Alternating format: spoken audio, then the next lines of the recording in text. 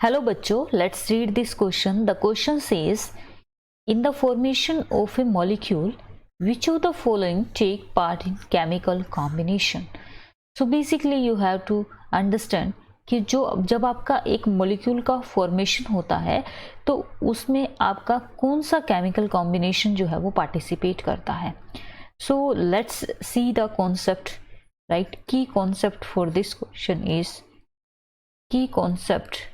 is formation of chemical bond. Formation of chemical bond using valence electron.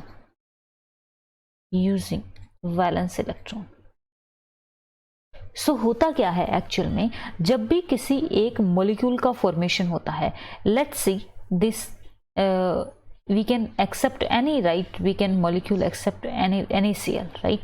This is a NaCl. So NaCl कैसे form होगा? NaCl में basically आपको पता है कि इसके आउटर मोस्ट इलेक्ट्रॉन में कितने इलेक्ट्रॉन होंगे. इसके लिए हमें इलेक्ट्रॉनिक कॉन्फ़िगरेशन लिखनी पड़ेगी. सबसे पहले किसी भी एटम का आपको एटॉमिक नंबर पता होना चाहिए.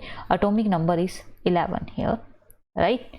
So we can see that the electronic configuration will be 1s2, 2s2, 2p6 and then we are having 3s1, right? जो आउटर मोस्ट इलेक्ट्रॉन बेसिकली क्या होते हैं आपके, जो है वो है 1, क्योंकि आउटर मोस्ट इलेक्ट्रॉन बेसिकली क्या है आपका n is equal to 3 cell है, जिसमें आपका इलेक्ट्रॉन कितना है, एक इलेक्ट्रॉन है. तो यहाँ पे वैलेंस इलेक्ट्रॉन कितना हो चुका है आपका, valence electrons are is equal to 1. वैसे ही अगर मैं Cl की बात करती हूँ, क्लोरीन की, इसका एटॉमिक नंबर कितना हुआ, एटॉमिक नंबर इसका आपके पास कितना है बताइए, 17 है. तो जब इसकी इलेक्ट्रॉनिक कॉन्फ़िगरेशन की बात करते हैं तो किस तरीके से आप फिल करते हैं, 1s2, 2s2, 2p6, 3s2, 3p. How many electrons have completed, 6 to 8 and 10 to 12 and it will be 3p5.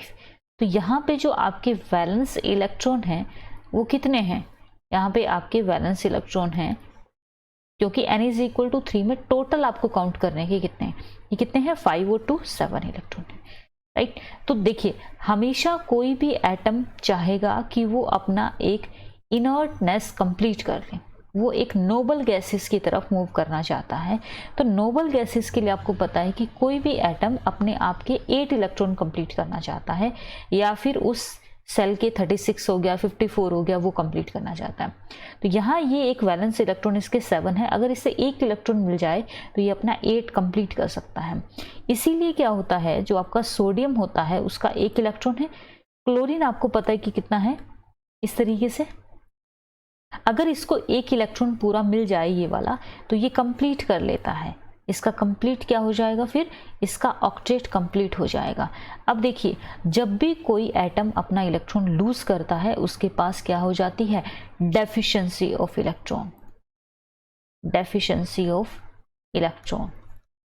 तो इसकी वजह से जो आपका सोडियम है बेसिकली उसके पास क्या आ जाएगा, पॉजिटिव चार्ज आ जाएगा. क्लोरीन के पास आप देख सकते हैं कि पहले से 7 इलेक्ट्रॉन थे, एक इलेक्ट्रॉन जो है सोडियम ने दे दिया, अब इसके पास टोटल 8 इलेक्ट्रॉन हो गया है. इसको बोला जाता है इलेक्ट्रॉनिकली रिच स्पीसीज. इसीलिए ये क्या करेगा, नेगेटिव चार्ज कंसिडर करेगा. जब भी किसी एटम का इलेक्ट्रॉन लूज होता है तो वो कैटायन में कन्वर्ट हो जाता है. This is your cation and this is your anion. तो देखिए अगर इनके बीच में बॉन्ड फॉर्मेशन हुआ है तो बेसिकली किस किस के बीच में बॉन्ड फॉर्मेशन हुआ है, सोडियम और क्लोरीन के बीच में. और वो कैसे हुआ है, कंप्लीटली इसने अपना एक इलेक्ट्रॉन इसको दे दिया था, इस वजह से हुआ है, राइट? तो इसको बोला जाता है कि जब भी किसी मॉलिक्यूल को बनाने के लिए उसके हमेशा जो केमिकल कॉम्बिनेशन में पार्टिसिपेट करते हैं बॉन्ड को बनाने में, वो हमेशा आपके क्या होते हैं, वैलेंस इलेक्ट्रॉन होते हैं. और you can say outer most electron participate in bonding, in bond formation.